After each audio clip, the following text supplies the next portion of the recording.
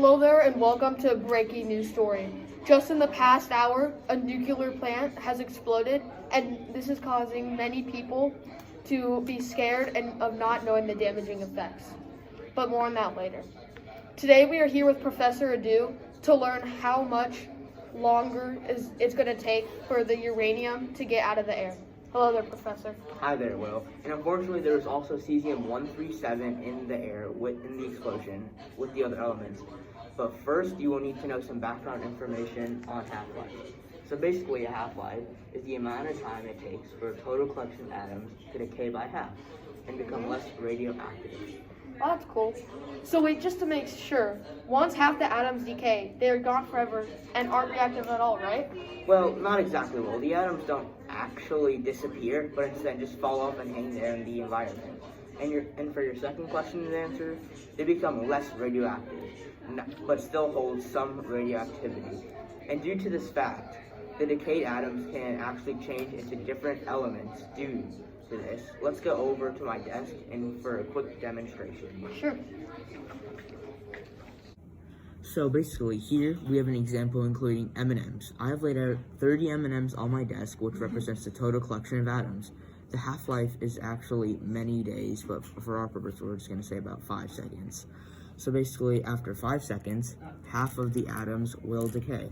And these atoms are the decayed atoms, which represent how atoms decay in the real atmosphere because they change color just like an atom can change the element. Whoa, that's really cool. And just to be clear, if I went almost like this with the atoms that have already decayed, it almost simulate how they're getting dispersed into the environment after they're decayed? Yes, that's actually exactly what they would do, Will. And so basically in the environment, they would just disperse rapidly and just hang there in the atmosphere. So here's a real-life example of what's happening right now in the environment. Uranium-238's half-life is 4.5 billion years, which is obviously way longer than you will live. And it'll stay radioactive for a long time, as you can see. And right after the half-life, it decays almost down to zero. So this is another real-life example of what's happening right now in the environment. It's uranium-234, which is one of the other elements in the explosion. And the half-life for this is 245,000 years, which is a lot less than the uranium-238, but still a lot. And this is cesium-137, which is the other last element in the explosion. And the half-life for this is 30 years, which you will live, hopefully, and it will decay much more rapidly than the other elements. Hey, yo, you got my lunch? No. Bob!